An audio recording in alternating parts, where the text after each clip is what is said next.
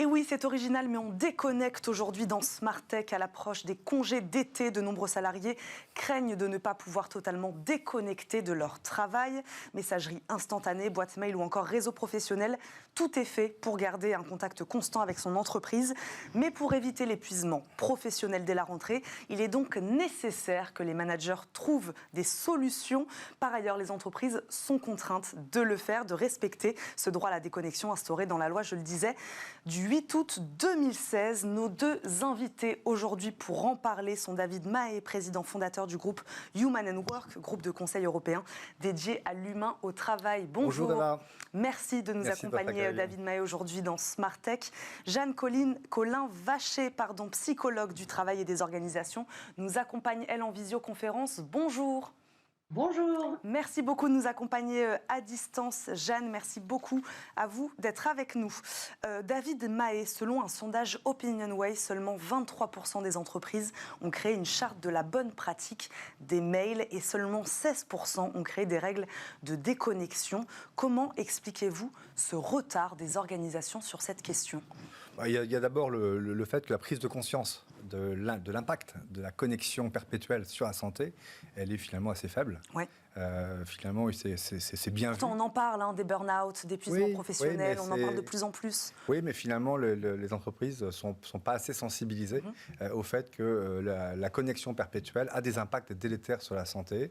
La charge mentale, qui fait qu'on est moins efficace, qui fait qu'on est moins concentré, qui fait qu'on est moins heureux dans sa vie professionnelle ou dans sa vie personnelle, il y a une prise de conscience qui est visiblement insuffisante. Jeanne Colin Vacher, vous partagez ce constat-là, vous faites le même finalement. On n'arrive pas, ou on voit mal encore les conséquences de cette surconnexion. Oui, c'est vrai qu'en faisant une revue de littérature sur le sujet, on se rend compte, comme le disait David, qu'il y a quand même beaucoup de chiffres qui montrent qu'il y a un impact. Et malgré ça, on subit beaucoup encore ces nouveaux outils. C'est vrai qu'aujourd'hui, on fait face à un volume d'informations et un nombre de canaux de communication qui est extrêmement important. C'est inédit. Et puis, ça s'est vraiment accéléré avec la crise. On a vu tous les outils de communication à distance exploser.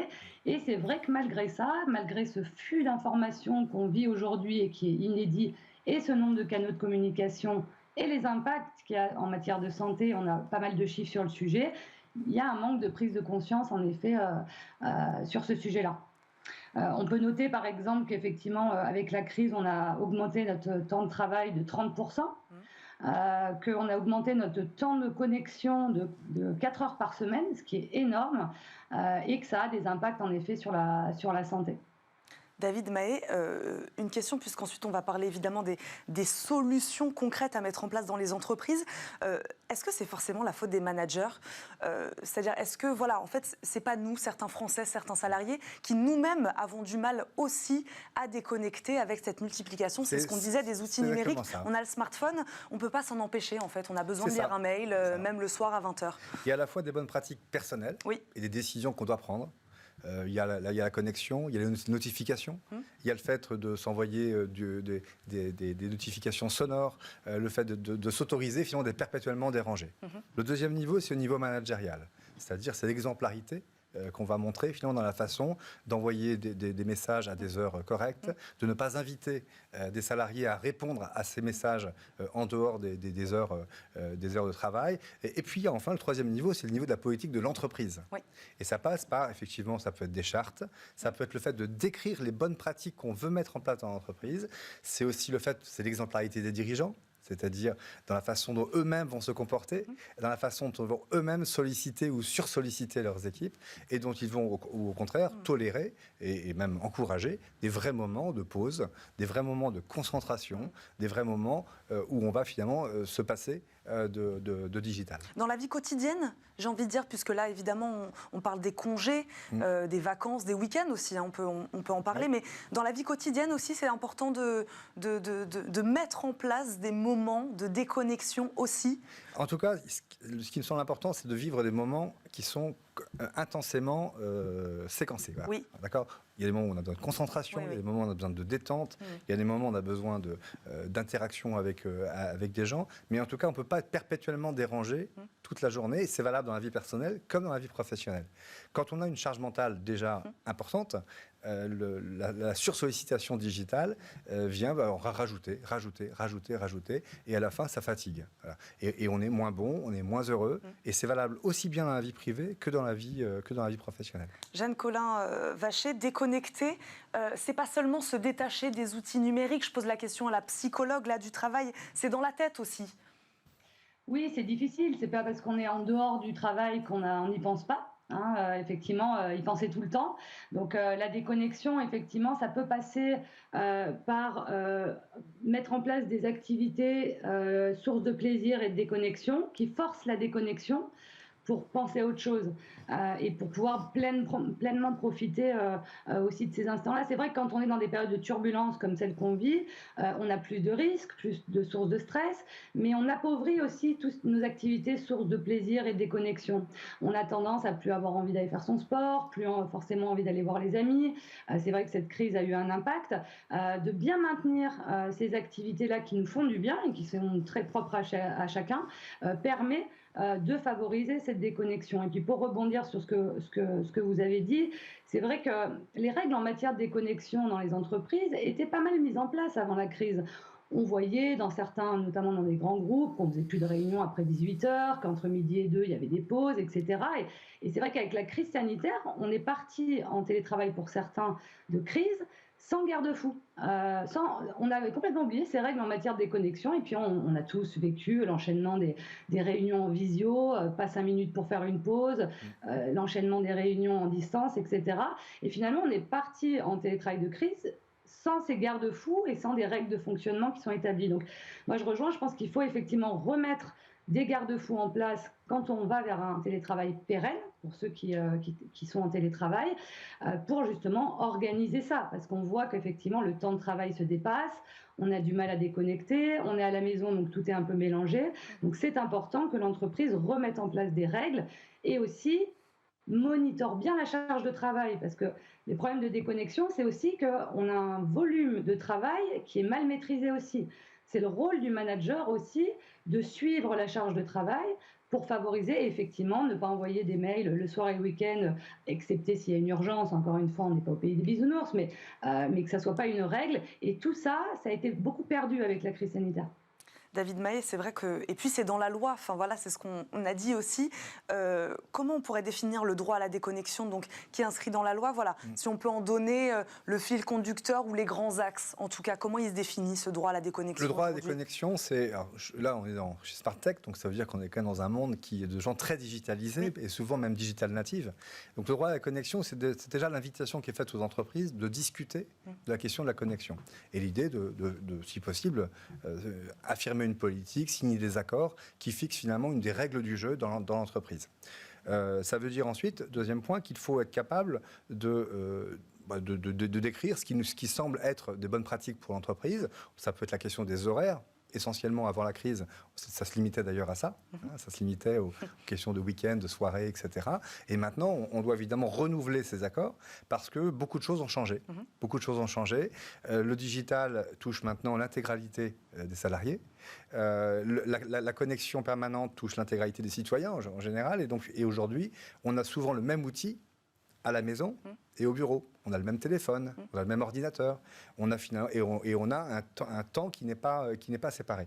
Et donc le droit à la déconnexion, c'est quoi? C'est finalement l'invitation qui est faite aux entreprises de décrire ce qu'elles veulent faire pour prendre soin de la santé mentale de leurs salariés liés à l'usage du digital. On a évidemment parlé des managers, c'est la responsabilité des managers de mettre ça en place, des services RH. Comment ça marche exactement dans une entreprise? D'abord, c'est important que l'entreprise ait une politique qui ensuite est mise en œuvre par les managers. Donc les managers, ils ont un rôle de relais de la politique de l'entreprise. En général, ce sont les DRH et les partenaires sociaux, d'ailleurs, qui négocient ces accords. Mais derrière, les managers sont chargés finalement de les mettre en œuvre. Par l'exemplarité, ce sont des bonnes pratiques, et aussi par le développement des compétences. Parce que finalement, avoir un bon usage du digital, c'est aussi une compétence, à la fois personnelle, mais une compétence de l'entreprise. Dans la bonne façon d'interagir, par exemple, on a des clients qui ont interdit les ordinateurs pendant les réunions, ou qui demandent à leurs équipes, même si ça ressemble à quelque chose de préhistorique, de fermer leur téléphone pendant les réunions, pour au moins qu'on puisse avoir une demi-heure de concentration. On a aussi des tentatives aussi pour supprimer toute notification.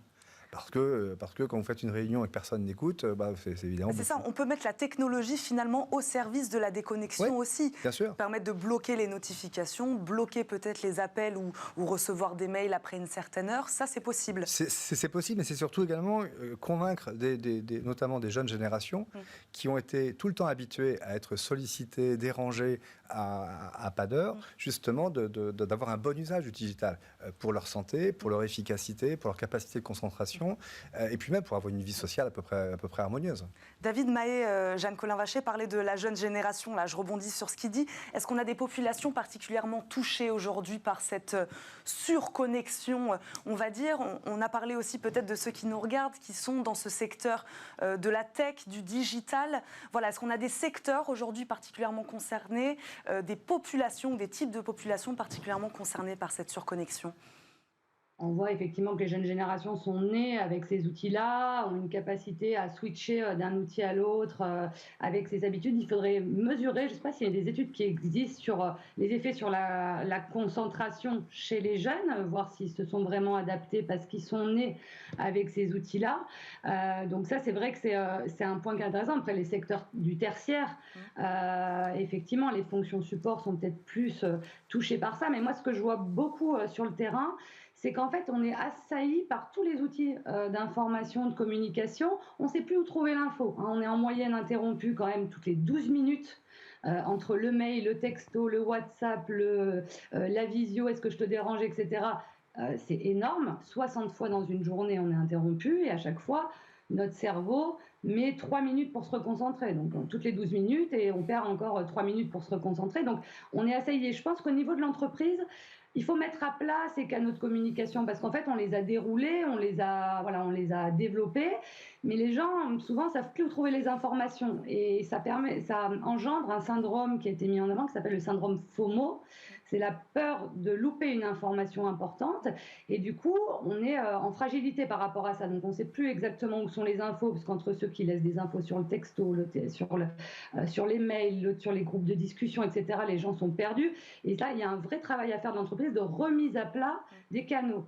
En disant, les infos tièdes, les infos chaudes, les infos froides, par exemple, le canal utilisé pour les infos froides mensuelles, c'est celui-là chez nous. Pour les infos tièdes, c'est plutôt le mail. Pour les infos chaudes, c'est plutôt le téléphone. Et il y a vraiment un enjeu de remettre à plat, parce que ça engendre des gros problèmes de concentration, une fragmentation du travail, parce que si on a interrompu toutes les 12 minutes, inutile de vous dire qu'on finit par s'auto-interrompre soi-même, ça crée des gros problèmes de concentration. Et puis on n'a pas le sentiment d'accomplissement du travail. Souvent, vous rentrez le soir chez vous, votre mari ou votre femme vous demande ce que vous avez fait dans la journée. On est incapable de savoir, on a fait pas tellement de choses, on a tellement fragmenté son travail. Il y a un enjeu quand même de rationalisation, je ne sais pas si je réponds à votre question, aussi de ces outils-là, pour alléger aussi ces interruptions et ces problèmes que ça engendre avec cette peur de manquer une information importante. On est quand même 20% à regarder notre téléphone avant de dormir, nos mails, pour être sûr d'avoir rien loupé. Et on est 15% à se réveiller la nuit quand même pour savoir si on n'a pas loupé une information importante. Donc c'est quand même quelque chose de très conséquent en matière de santé au travail. David Mahé, sur cette question, une solution peut-être remise à plat donc des canaux aujourd'hui, ça peut commencer par là aussi. Ça peut être ça, on peut aussi inviter les patrons de la tech et managers de la tech à éviter de valoriser, de confondre la connexion et l'engagement. C'est pas parce qu'on est connecté qu'on est engagé dans son travail. C'est pas parce qu'on est déconnecté qu'on est désengagé. D'accord ? Je crois au contraire qu'on fait du bon travail quand on est connecté au moment où on doit être connecté, et quand on sait se déconnecter pour faire autre chose. Voilà. Et aujourd'hui, dans le monde de la tech, on a un peu cette injonction paradoxale, finalement, où à la fois les gens veulent de manière sincère, prendre soin de leurs équipes et développer du bien-être au travail, mais à la fois continuent à véhiculer cette idée que des gens connectés, très occupés, très multi-projets seraient finalement les champions de leur profession. Et je crois que c'est dommage, parce que ça crée une charge mentale excessive, et les startups, notamment, ne sont pas du tout exemplaires dans ce domaine. Pourquoi, justement, selon vous ? C'est-à-dire qu'elles mettent au top de leurs valeurs les questions d'engagement, la qualité du projet, etc. Donc effectivement, c'est effervescent, c'est joyeux, c'est dynamique.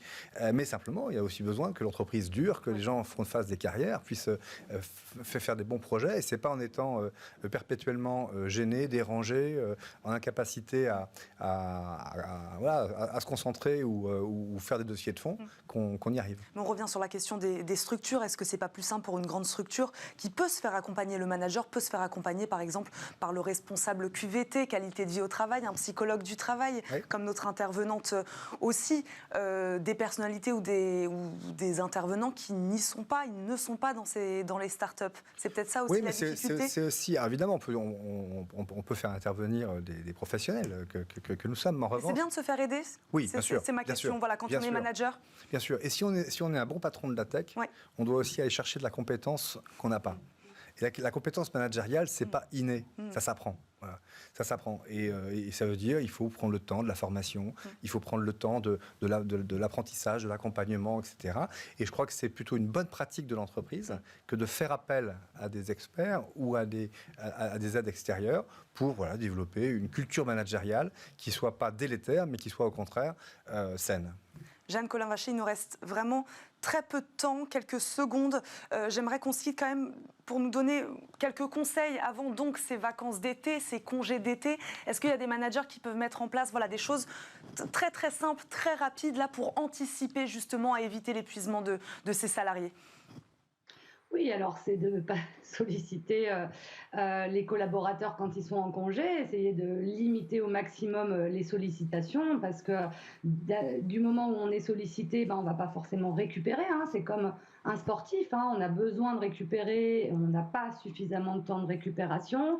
Je pense qu'effectivement, au niveau de l'entreprise, c'est préparer pour la rentrée des rappels en matière de respect des temps de pause, de déconnexion, de conseiller aux managers, d'échanger au plus proche de leur équipe sur un peu les besoins de chacun en matière de déconnexion, parce qu'on est différents. Il y a certaines personnes qui vont travailler assez tard au travail et puis qui vont jamais rien emmener le travail à la maison, d'autres qui vont préférer rentrer plus tôt pour s'occuper par exemple des enfants et ensuite retravailler derrière. C'est pas l'idée, mais c'est de pouvoir engager aussi une vraie discussion sur comment on s'organise aussi avec le travail à distance, quels canaux on utilise, donc en prévision de la rentrée, et puis effectivement de ne pas solliciter durant les vacances. En tout cas, Jeanne Colin-Vacher, en tout cas, si on vous comprend bien et si on vous a bien compris tous les deux, c'est important de communiquer, en tout cas au sein de l'entreprise, pour trouver les bonnes solutions. Merci beaucoup à tous les deux d'avoir débattu aujourd'hui dans Smart Tech avec nous, d'avoir parlé des connexions au travail. Jeanne Colin-Vacher, je rappelle, vous êtes donc psychologue